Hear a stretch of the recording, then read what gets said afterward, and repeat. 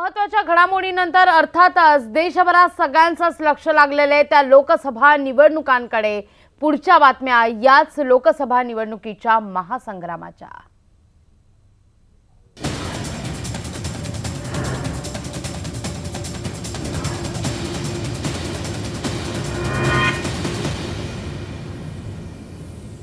लोकसभा निवडणुकीच्या पार्श्वभूमीवर देशभरात अगदी जोरदार प्रचार सुरू आहे। आजचा शनिवारचा दिवस आहे आणि तोही सभांचा दिवस आहे। आज राज्यभरात सभांचा धडाका पाहायला मिळणार आहे। दुपारी सातारा आणि नगरमध्ये मुख्यमंत्री देवेंद्र फडणवीस असतील, त्यांची जाहीर सभा होईल, तर संध्याकाळी पुण्यात कोथरूडमध्ये मुख्यमंत्र्यांची सभा होणार आहे। दुसरीकडे राष्ट्रवादीचे अध्यक्ष शरद पवार यांची ही सभा आहे। दौंडमध्ये शरद पवारांची प्रचार सभा होईल। राष्ट्रवादीचे नेते अजित पवार यांचाही दुपारी पुण्यात रोड शो आहे, तर अलिबाग आणि पैठणमध्ये केंद्रीय मंत्री आणि भाजपचे नागपूरचे उमेदवार नितीन गडकरी यांची प्रचार सभा होणार आहे। कोल्हापुरात आज शिवसेना पक्षप्रमुख उद्धव ठाकरे प्रचार सभा घेतील, तर प्रकाश आंबेडकर, असुद्दीन ओवैसी यांच्यासह धनंजय मुंडे यांच्याही सभा होणार आहे। याच विषयी अधिक माहिती घेण्यासाठी थेट जाऊया, आमचे प्रतिनिधी आहेत कोल्हापूरला संदीप राजगोळकर यांच्याकडे, तर नगरला आहेत प्रफुल्ल साळुंखे। सुरुवातीला प्रफुल्ल, तुमच्याकडे ते जर आपण पाहिलं तर शनिवारचा दिवस सभांचा दिवस आहे आणि या सभेकडे मात्र सगळ्यांचं विशेषत्वानं लक्ष असल्याचं पाहायला मिळतंय, कारण तिसरा टप्पा अत्यंत समीप।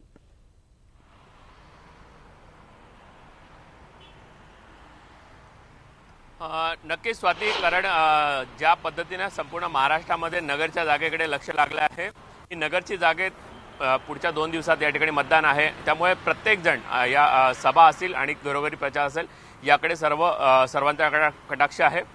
जी सर्वात महत्त्वाची नगरमध्ये जो सर्वात मोठा मतदारसंघ आहे आणि जो सर्वात महत्त्वाचा मतदारसंघ आहे, अशा कर्जत जामखेडमध्ये आज मुख्यमंत्री देवेंद्र फडणवीस यांची सभा होते।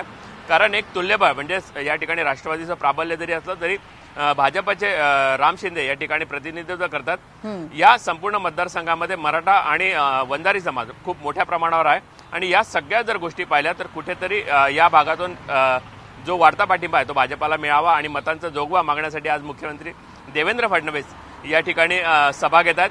खऱ्या अर्थानं ते पवारांवर टीका करतात की पवारांवर टीका टाळतात, कारण हा भागावर त्याचा काही परिणाम होईल का हे देखील पाहणं महत्त्वाचं आहे। त्यामुळे सुजय विखे पाटलांसाठी ही आजची सभा, कारण सुजय विखेंना लीड घ्यायचं असेल तर त्याच मतदारसंघात लीड आवश्यक आहे आणि तिथेच आज मुख्यमंत्री देवेंद्र फडणवीस यांची सभा होते। निश्चित प्रफुल्ल, यानंतर जाऊया कोल्हापूरमध्ये, ज्या ठिकाणी आमचे प्रतिनिधी आहेत संदीप राजगोळकर यांच्याकडे। खरं तर संदीप, जर आपण पाहिलं तर कोल्हापूरमध्ये एक रांगडापणा आहे करवीर नगरीमध्ये, आणि हाच रांगडापणा आज राजकारणातल्या या प्रचार सभेत सुद्धा पाहायला मिळणार आहे। नक्कीच लागवी, आज शिवसेना पक्षप्रमुख उद्धव ठाकरे यांची सभा कोल्हापूर जिल्ह्यातल्या गडिंग्लज इथं होणार आहे। आणि दुसरं महत्त्वाचं म्हणजे प्रकाश आंबेडकर आणि ओवैसी यांच्या देखील सभा आज कोल्हापूर जिल्ह्यामध्ये होत आहेत।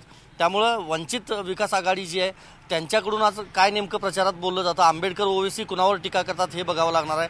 साताऱ्याचा जर विचार केला तर साताऱ्यात आज शरद पवार देखील आहेत आणि मुख्यमंत्री आणि शिवसेना पक्षप्रमुख उद्धव ठाकरे हे देखील आहेत। त्यामुळे साताऱ्यासाठी आजचा दिवस अतिशय महत्त्वाचा असणार आहे। आपल्याला माहिती आहे उदयनराजे भोसले आणि नरेंद्र पाटील ही एक हाय व्होल्टेज लढत आहे आणि दोन्हींच्या उमेदवारांसाठी दिग्गज नेते आज साताऱ्यामध्ये येत आहेत। त्यामुळे आरोप प्रत्यारोपांच्या फैरी तर झाडल्या जातीलच। आणि सांगलीमध्ये देखील ओवैसी आणि प्रकाश आंबेडकर यांची सभा आहे। 23 तारखेला या भागात मतदान आहे, त्यामुळे शेवटच्या टप्प्यात, अंतिम टप्प्यात प्रचाराचा धुरळा उडाल्याचं चित्र सगळीकडे बघायला मिळते। विशेष म्हणजे काल दक्षिणेतले अभिनेते प्रकाश राज यांची देखील कोल्हापूर जिल्ह्यातल्या शिरोळमध्ये काल सभा झाली लागवी राजू शेट्टी यांच्यासाठी।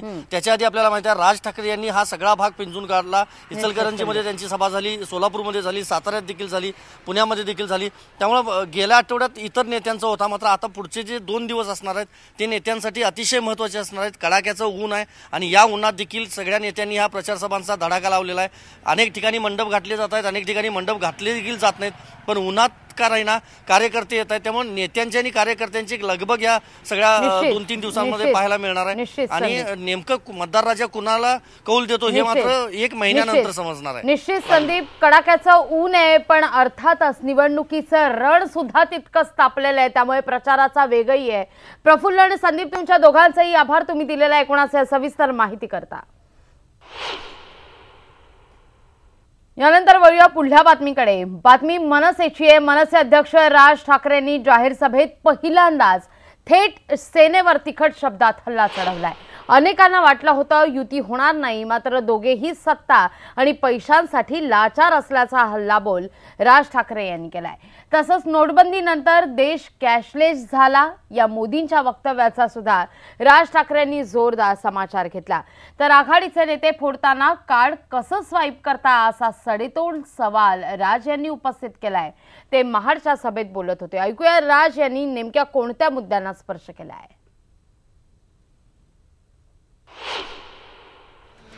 अनेकांना असं वाटलं होतं की नाही यांची युती आता होणार नाही, कारण खोट्या डरकाळ्या तर तशाच फोडल्या होत्या। मी तेव्हापासून ह्यांना सगळ्यांना सांगत होतो, मी म्हटलं बघा योग्य वेळेला युती करतील, दोघेही लाचार आहेत।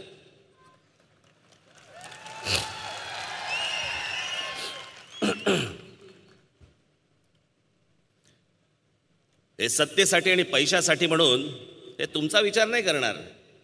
जिकडे सत्ता जिकडे पैसा या गोष्टींसाठी कोण काय बोललाय, तुमच्याशी काय बोलून ठेवलंय, या लोकांना काही देणं घेणं नाही या गोष्टींशी। काय तर म्हणे नोटबंदी आणि या सगळ्या गोष्टीनंतर आम्ही देश म्हणे कॅशलेस करणार। कॅशलेस मग ही जी तुम्ही आता माणसं फोडताय निवडणुकीत,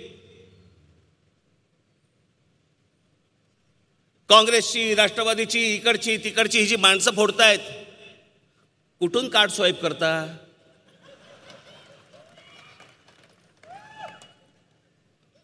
एकदा दाखवा तरी आम्हाला ते कार्ड स्वाईप कसं करतात आणि कुठे करतात। राज ठाकरेंनी महाडच्या सभेत सरकारच्या मेक इन इंडियाच्या योजनेवर टीका केली आहे। स्वदेशी विमान निर्मितीचं स्वप्न पाहणाऱ्या अमोल यादव यांना लाल फितीचा फटका बसलाय आणि त्यांची व्यथा न्यूज 18 लोकमतनं दाखवलेली होती आणि राज ठाकरेंनी याच बातमीचा दाखला देत सरकारवर टीकेची झोड उठवली आहे।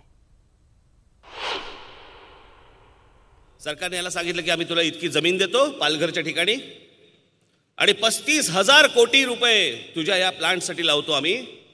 याला गेल्या 3 वर्ष सगळ्या अधिकाऱ्यांनी हा वन भटकतोय, फिरतोय आणि आज अमोलची परिस्थिती आता अशी आहे की तो आता भारत सोडून अमेरिकेला निघून चाललाय आणि तिकडे एका विमान कंपनी बरोबर तो करार करण्याचं चालू आहे त्याचं। तो म्हणतो इथे नको बाबा, हे मेक इन इंडिया वगैरे मला ह्याच्यातनं काही नाही घडू शकत, काही होऊ नाही शकत। हे आपल्या देशातलं एक ताजं उदाहरण हे बघा, स्वदेशी विमानाचा प्रकल्प अमेरिकेत जाणार।